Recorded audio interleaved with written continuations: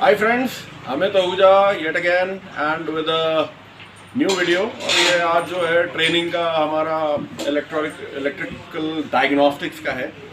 And जैसे मैंने आपको उस दिन भी बताया था कि वी आर गोइंग टू आज सीखेंगे कि जो पीएसओ इंजेक्टर है उसको हमने PSO diesel injector and same process आपका रहेगा पीएसओ पेट्रोल इंजेक्टर का गैसोलीन डायरेक्ट इंजेक्शन में, लेकिन उसके जो पैरामीटर्स हैं वो शायद थोड़े से डिफरेंट होंगे। लेकिन for the purpose of the video आज का जो हम ये चेक कर रहे हैं ये पीजो डीजल इंजेक्टर है कॉमन रेट। एंड आपकी अब ये जितनी भी गाड़ियां हैं डीजल की और मोस्ट ऑफ BS6 और बहुत सारी BS4, ये भी BS4 इंजन है।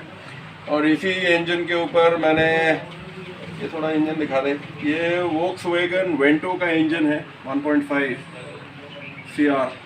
और इसी इंजन पे बहुत सारी चीज़ें हम लोग एक्सपेरिमेंट करेंगे। आज हम इंजेक्टर्स को कैसे चेक करना है, पीजो को वो चेक करेंगे। एंड इसी के ऊपर we will do timing, shimming, turbo chargers and everything, कि जो मैंने आपसे बोला था कि TDC कहाँ पे लेना है।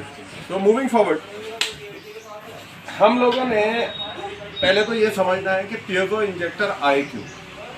तो बहुत सारा थ्योरी है और थोड़ा आप लोग भी अपना R&D वगैरह कर लें कि जो गूगल पे, यूट्यूब पे किस तरीके से पीजो आए, क्यों आए। बट ब्रीफली मैं आपको बता देता हूँ कि जो नॉर्मली कॉइल टाइप इंजेक्टर्स हैं, जो सोलेनॉइड टाइप हम बोलते हैं, उनमें क्या था कि कॉमन रेल में हम लोग इंजेक्शंस को डिवाइड कर देते हैं कि पायलट है, उसके बाद प्री होता है, उसके बाद मेन होता है और फिर पोस्ट होता है। सो ये बेसिकली जो ये CR के इंजेक्टर्स थे, मतलब जो सोलेनॉइड टाइप थे, दे वर डूइंग 4, ये मतलब बने इसलिए थे। लेकिन हो क्या रहा था कि जैसे जैसे ये इन लोगों को पता लगा कि जब आपका पायलट होना चाहिए था तो उस टाइम इसको हम प्रोसेस को बोलते हैं इंजेक्शन डिले।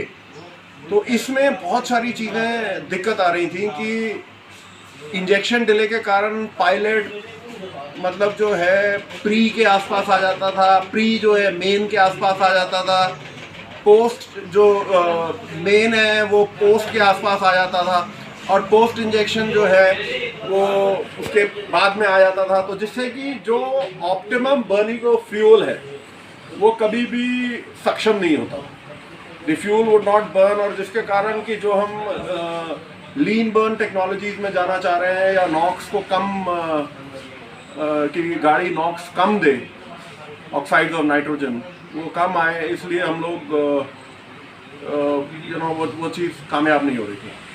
जो पीजो इलेक्ट्रिक क्रिस्टल्स हैं ये बेसिकली बहुत सारे एक स्टैक होता है, कई सौ आपके जो क्रिस्टल्स हैं वो एक स्टैक बनता है। और इसका मतलब आप लोग जो मैकेनिज्म है वो आप यूट्यूब पे देख लीजिए, बहुत सारे एनिमेशंस हैं। बेसिकली हम लोगों को जो पीजो इंजेक्टर है उसको, डीजल के इंजेक्टर को एक सिंपल मल्टीमीटर से आज हम इसको देखेंगे कि हम कैसे चेक कर सकते हैं। क्योंकि बहुत सारी बात ये होती है कि जैसे ये आपकी गाड़ी है, लेट्स से कि ये आपका रेल प्रेशर सेंसर है, पीछे DRV लगा हुआ है वो दो का रेल प्रेशर सेंसर, अगेन एक प्रेशर ट्रांसड्यूसर है। जो DRV है वो एक सोलेनॉइड है, वो पल्स विड्थ मॉड्यूलेशन से चलता है। ये बाद में हम करेंगे कि ये जो इसके सिग्नल वेव फॉर्म्स हैं, जो सिग्नल है वो हमारा डिजिटल सिग्नल है कि एनालॉग है, that is for another video. लेकिन हमने क्या करा है, ये क्योंकि थोड़ा सा ये ज़्यादा कॉम्प्लिकेटेड नहीं है, बट आप लोगों को थोड़ी आपकी इलेक्ट्रिकल नॉलेज थोड़ी ठीक होनी चाहिए, तो आप आराम से इसको चेक कर सकते हैं। And one of the basic things है, अगर एक डीजल इंजन मिस फायर कर रहा है या ठीक से फायर नहीं कर रहा या पावर लॉस हो रहा है, तो अगर आपको ये दिख रहा है कि मेरा जो रेल प्रेशर सेंसर्स हैं वो उनकी वैल्यूज सही हैं और आपका जो DRV, नॉट दैट कि आपको चेक नहीं करना पड़ेगा, लेकिन ये तीनों कंपोनेंट्स आपको चेक करने पड़ेंगे। तो इनके बारे में, रेल प्रेशर सेंसर के बारे में एंड DRV के बारे में we will cover it up with a different video. लेकिन आज हम अपने आप को टॉपिक को रखते हैं कि हमने इंजेक्टर कैसे चेक करना है। तो बेसिकली वो पर्पज ऑफ इट, ये इधर आ जाओ, ये आपके 2 पिन हैं, ये दिखा दे नीचे को। ये इंजेक्टर में basically there are 2 pin injectors. मैंने to keep the things very simple, मैंने ये दोनों पिन्स को हुकअप कर दिया है। और अब हमने इसमें क्या क्या टेस्ट करना है अब आप देखें। ये हमने मल्टीमीटर लिया है, ये ऑटो रेंजिंग मल्टीमीटर है फ्लूक का। तो फॉर दी पर्पज ये मैंने इसके लीड्स निकाल दिए और मुझे 3 चीज़ें चेक करनी है, आप ध्यान रख लें। वो 3 चीज़ें क्या हैं? पहले मैं इसकी इंजेक्टर की रेजिस्टेंस चेक करूँगा, और ये जो रेजिस्टेंस है, आपका जो सोलोनॉइड टाइप इंजेक्टर होता है उसकी रेजिस्टेंस बहुत ज़्यादा नहीं होती, आई थिंक 5-6 ओम के आसपास होती है। लेकिन जो पीएसओ है उसकी ज़रा आप इंजेक्टर की रेजिस्टेंस देखिए। सो हम लोग गए एंड हम लोग रेजिस्टेंस में आए।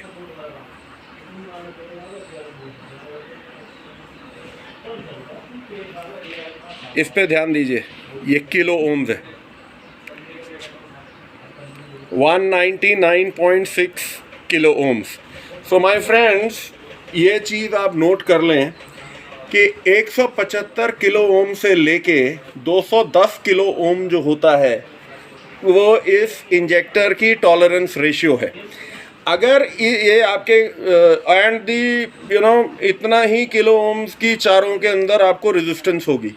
ध्यान रखें, किलो ओम्स है, ये ओम्स नहीं है।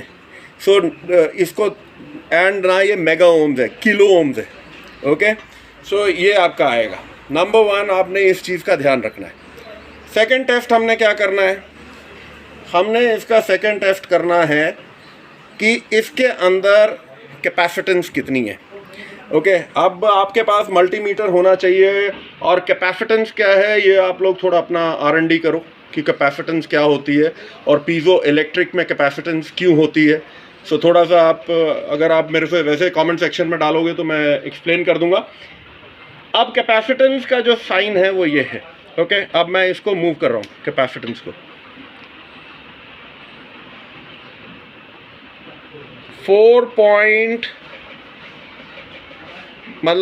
4 नैनो फैरड पास लिया, नैनो फैरड 4 से 7 7.5 nano farad is normal. Okay, अगर इससे ऊपर जाता है तो आपका इंजेक्टर ख़राब है, इससे नीचे आता है तो आपका इंजेक्टर ख़राब है। सो बेसिकली अब आपको मैंने 2 चीज़ दिखाई, दोबारा कर लेते हैं। रेजिस्टेंस जो है 175-76 किलो ओम से 210 किलो ओम तक नॉर्मल है, और कैपेसिटेंस 4 से 7 के आसपास nano farad is normal. I mean Audi में मैंने चेक करा वो 8 नैनो फैरड भी आ रही है। लेकिन आप ध्यान रखिएगा कि अगर 175 से या 175 पे ही किलो ओम पे इंजेक्टर रुक रहा है तो आप ये मान के चलिएगा कि बहुत जल्दी वो फेल होने वाला है। सेम थिंग अगर वो 200 पार हो गया है, 208-10 किलो ओम पे आ गया है, तो आप ये मान के चलिए जल्दी उसका काम तमाम होने वाला है। एंड द थर्ड टेस्ट, तीसरा टेस्ट हमने क्या करना है, और इसमें आपको ध्यान रखना है, इस मल्टीमीटर को आपने ले लेना है कंटिन्यूटी पे। ओके, और ये हमने कंटिन्यूटी पे ले लिया। अब इसमें आपने एक एक पिन का कंटिन्यूटी पे ये लेना है कि नॉट ओनली कोई भी जो बॉडी है इसके अंदर कोई कंटिन्यूटी नहीं आनी चाहिए। ओके,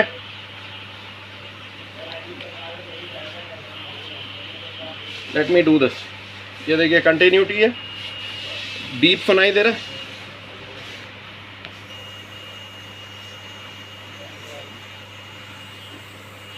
राइट, अब मैंने एक इसमें लगाया और मैंने एक पिन को लगाया और एक इधर लगाया, हर बार आउट ऑफ लिमिट आने चाहिए।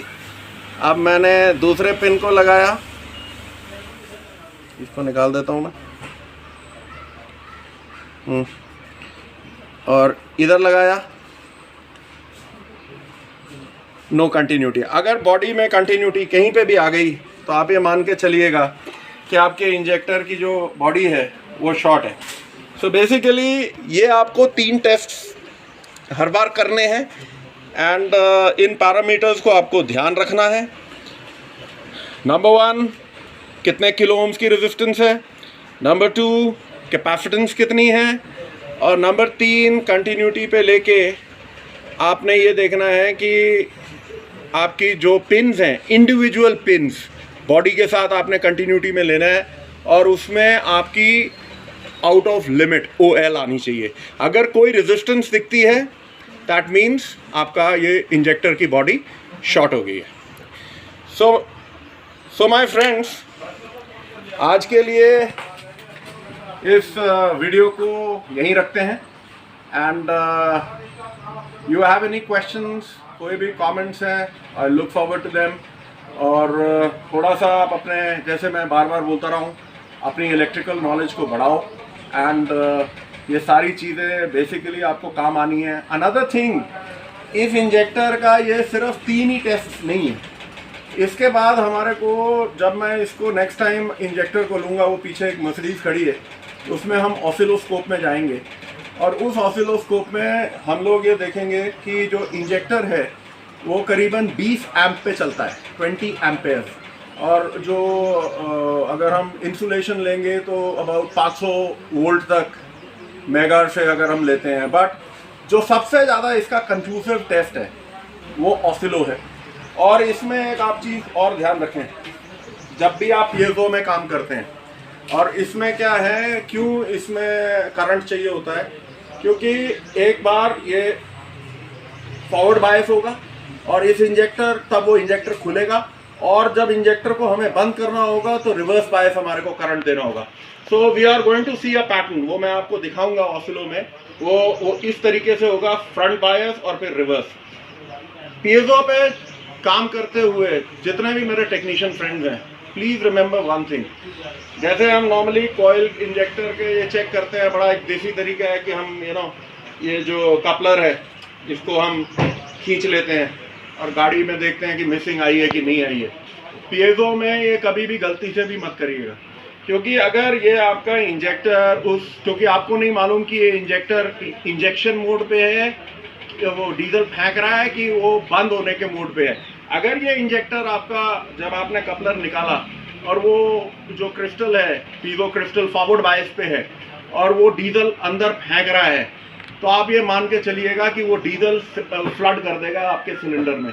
सो ये वाली चीज़ जो है, जो आप कॉइल वगैरह ये सोलेनॉइड टाइप में करते हैं, प्लीज़ डोंट डू दिस।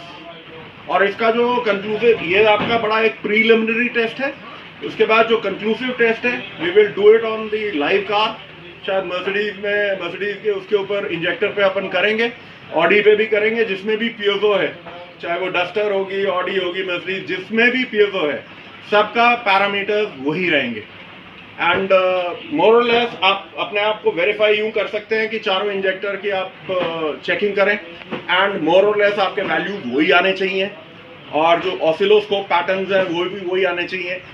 ऑसिलो शायद हर आदमी नहीं यूज़ करता है, बट जो अगर आपको लगता है कि आपका इंजेक्टर कहीं ख़राब है, आपको डाउट हो रहा है, तो जो भी आप डीजल वाले के पास जाएं, उससे एक बार कंफर्म कर लें कि उनके पास सिमुलेटर बेंच है और वो सिमुलेटर बेंच एक्यूरेट है कि नहीं है और वो क्या ट्रेसेस दे रही है। बट ये ट्रेसेस में आपको कैसे होते हैं ऑसिलो में, I will show it in the next video and till the time we meet again, cheers, have a great day, thank you।